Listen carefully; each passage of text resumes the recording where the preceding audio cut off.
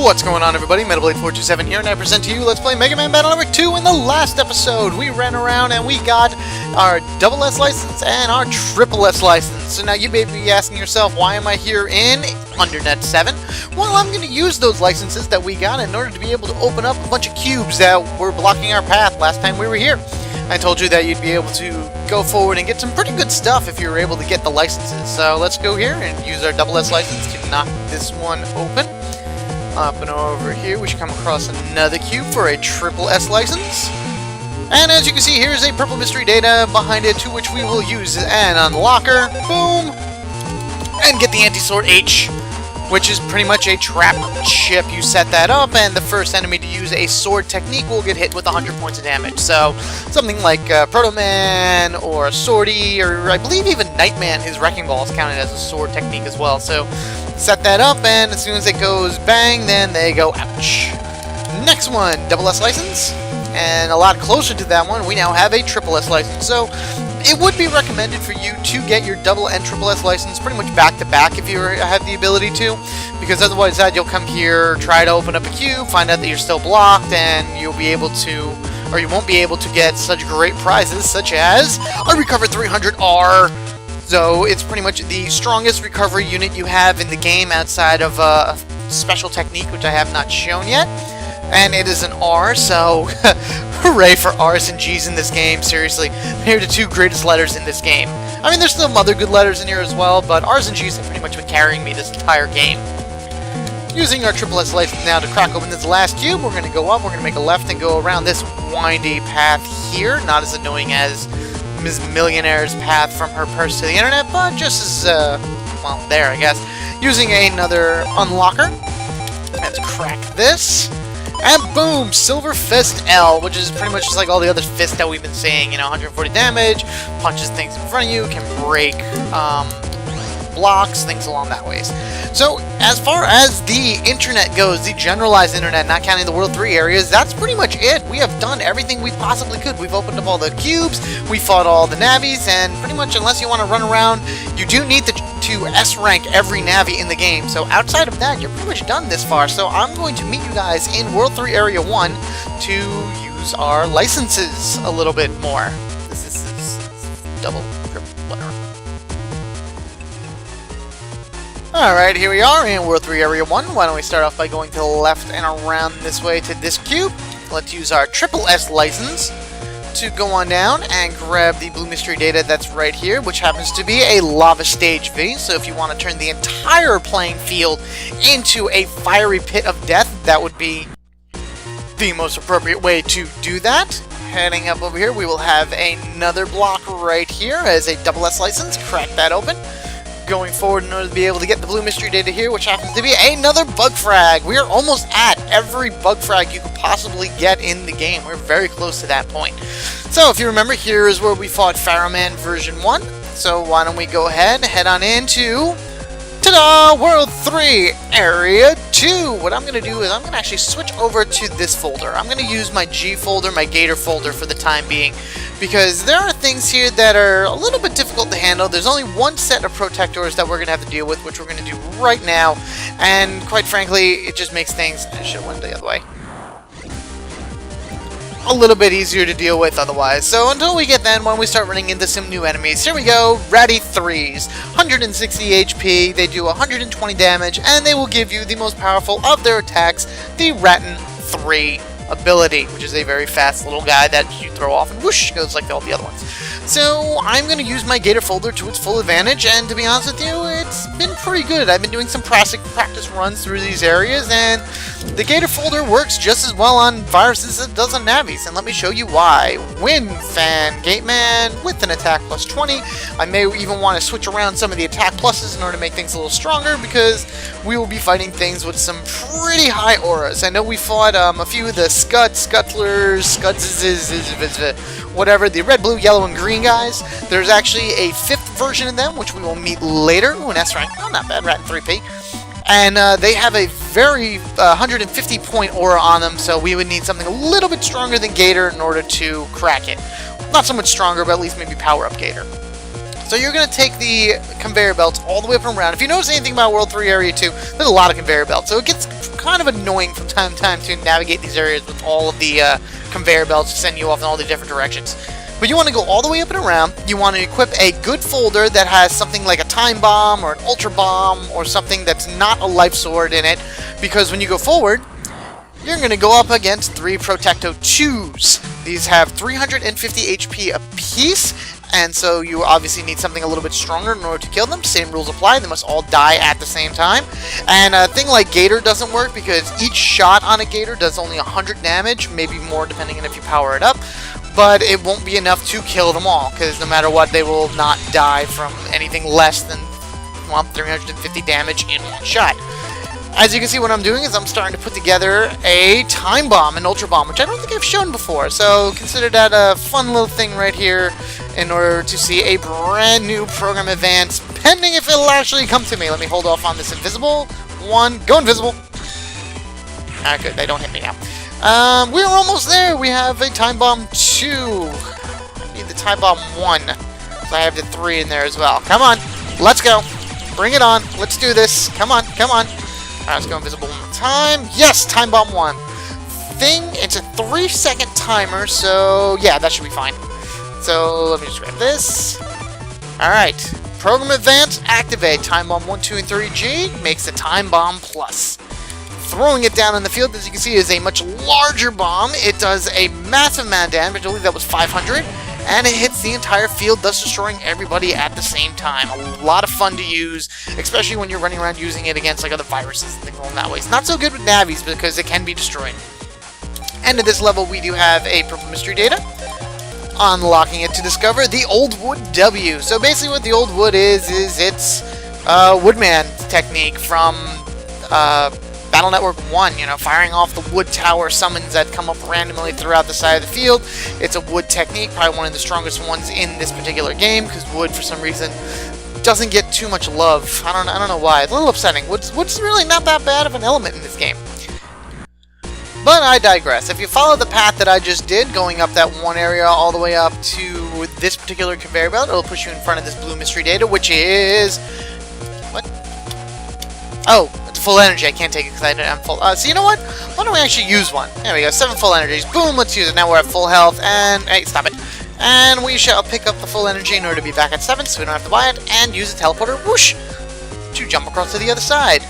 Crack open this with your SS license. So regardless of anything, you would need your SS license in order to make it this far. And what we have here is another gate. The criteria for this gate is you need to have acquired every chip that a Navi could drop. All 3 versions of Navis that you can meet, except for the hidden Navis in World 3 Area 3, or World 3 Area 1 through 3, whatever, like that. So that means you need to have Roll 1, 2, 3. You need to have Gutsman 1, 2, 3, Airman, Shadowman, Freezeman, etc., etc., etc. So anybody except for Pharaohman, the guy I'm supposed to meet here, and then another one that you have not yet met. So go out, start collecting them, use the chip trader in the ACDC area. That's a really good one to give you Navis. And then once you have one of every version of the Navis, come to the door. You who command Navi Legion, step forward. The door's opening. Visitors, how rare! You must have defeated Pharaohman. Who are you? If you're going to break in, you might try to be nicer, eh? See, it's like this. I guard Napalm Man's turf, so I'm supposed to take out anyone that makes it in here. Not that many people do make it this far. Mega Man, watch that guy! Well, what's up with Pharaohman losing to a bunch of kids? Ah well, this'll be fun. I need a bit of exercise anyway. Well, shall we get on with it, as they say? A battle to the death! Lan, here he comes! Oh, no battle routine execute? I was hoping for that. Anywho, so the hidden boss and the boss of World 3 Area 2 is Napalm Man, or Napalm Man, or however you want to pronounce it, man. He is a redesigned character from Napalm Man in Mega Man 5, and quite frankly, I like them both. I like both of the way they look. I mean, the Mega Man 5 version of Napalm Man was pretty much him as a big tank running around, firing off missiles and napalm bombs and all kinds of other cool stuff. This guy, he doesn't look like a tank, but he has enough firepower in order to, you know, be associated with it. So, thumbs up for the redesign, thumbs up for the way that it looks here in comparison to the other one, and quite frankly, they're both good in my book. Napalm Man here has no operator, so he is an independent Navi that is set to guard the World 3 area here, and the way he is going to fight is he's going to bounce around, and every so often he is going to fire off a bunch of napalm bombs from his head and his 2-arm cannon things. Very interesting point, he has no fingers as well, one of the few Navis to not have any type of hands on him. His napalm bombs will hit the field, they're fire-based, and they will crack the panels as well as leave a little bit of fire for a while, so you don't want to step on that as a wood type. But the most important thing that happens with Napalm Man is a little cannon will constantly come up on his side of the field, target whatever's in front of it, and shoot. Napalm Man version 1 has 1, Napalm Man version 2 has 1, Napalm Man version 2 has 2 of these cannons, and they are very fast and very strong, so you need to be able to take this guy out as fast as possible. He has 1400 health as a level 1 Navi, so we are in for a bit of an interesting fight. If you can see that little hole in front of his feet there it is. So let's see if we can get him to stop. Oh, stupid thing. Okay, before he moves, let's send out Gate Man in order to do some damage. Boom, boom, boom, boom, boom. And as you also saw, the cannon he has is invincible. You cannot kill it. It is just kind of there. You're not going to be able to do really anything much about it, except for avoid it. Being that there's only one, you can pretty much do pretty good like that, but it will try to go to an area that you are. It'll always usually pop up in the same road that you're in. Let's knock him down a little bit more. Alright, good. Oh, he's cracking panels. Things are going crazy. Let's throw down a Time Bomb 3. Maybe that'll explode before anything else happens. I doubt it. Go invisible, and let's actually start taking some chips and burning some chips through in order to get a fan and take this guy out in one fell swoop. Yes, win fan, Gate Man, times 20 or plus 20, no times. That thing's gonna explode. Hopefully it'll explode before it gets shot by the cannon that's right above Napalm Man in the back. And boom, nice, sweet. Alright, so now we are stuck, but I think I can put him down. Yes, I can. I remember I once said that Gate Man needed something to stand on. No, you just kind of need the space in front of you for Gate Man. He apparently has air shoots. I don't know why, but that's how it is. An S rank against Napalm Man gives us 5,000 Zeti no matter what, so good job to us. Woohoo! War! Not bad. I see why Pharaoh Man bid it now. You got skills, boy. You may be the chosen one. The chosen one? Alright, that's all we get. So now, as you very well know, in order to attack and fight the higher versions of Navis, you need to completely walk all the way out, come all the way back in, and then find their spot for the version 2, which I am going to do for you right now without you having to see it. So remember, again, you're in the World 3 area, so if you try to log out, it is a no jack out zone, so you can't go anywhere. So start hiking back through World 3 Area 1, fight some guys, and I will see you guys momentarily to fight version 2 of Napalm Man. Alright, my journey once again has yielded me all the way back here to World 3 Area 2. This is another side area that you would need to use the the conveyor belts in order to get to. It is right next to where you see the teleporter that we would use to get to the other side. And walking forward puts us against Napalm Man version 2. So he has 1,700 health this time instead of 14. And again, he will move a lot faster. He will do more damage. And our job right now is just to make sure that we do not die, because you know what, going at this in a wood style, probably not the smartest technique I'm using, but for right now, it is just going to have to be what it is. So let's put these guys together. Good old Gator. You can never go wrong with the Gator. Alright, go away, Mr. Cannon. Oh, please, I hope this hits him. Because sometimes if that cannon's in the wrong spot, then all of Gate Man's techniques will hit that, and it just will not really go so well. Woo! Alright, dodging, dodging, dodging. Gate Man is at... Alright, it's okay, 800. So let's go invisible. I'm going to throw then a time bomb just to see what happens. We'll throw invisible again. One. These are 2 wins. We'll use one of them, so at least we're prepared for next time. Go invisible. That's not going to really work so well, because that's going to die right there. Oh well. Shoot him a few times, because I can. Go invisible again, and we should have... Yes! Win! Fan! Gate Man, 20. And I'll take the kunai just because I can. I tell ya, the Gator, once you get it, you really don't need anything else for the remainder of the game. He should be able to be hit before his napalm bomb lands on that spot. Let's just throw a bunch of crap in his face, and boom, Napalm Man version 2 is done. So no matter what you do, you're always still going to get the version 1, so Napalm Man version 1. Of course, he's an N, being his name. Napalm Man, what does he do? He throws out those napalm bombs that you saw he was doing, fires them out to various portions of the field. They do 220 points of damage apiece, which is massive for a single attack, and will crack the panel. So use him wisely, use him very well if you're going to get somebody that likes to run around the field and things along that ways. He also has kind of a Stone Man accuracy to him, so you really have no chance of guaranteeing where he's going to hit. But when he hits, oh, does he hit well. Version 3s, once again, will be when you leave and come back in, so guess where I'm going. See you when I find version 3. Okay, version 3 Napalm Man.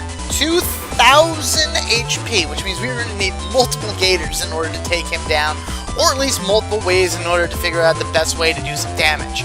I'm at 700 health. He does a lot of damage to me. I have a program advance right off the hop, so why don't we take advantage of that with Fan Gate Man, and I'm going to take this. Alright, here we go. This is again going to take some strategy in order to be able to defeat, because not only does he have one little guy that pops up, but there are two there. Oh man, I don't know if this is actually going to work. Oh, it does work! Oh wow, look at that! He's standing on the same spot as the cannon, and not only is the cannon getting hit by absolutely nothing, but he also took some damage, which was really, really good.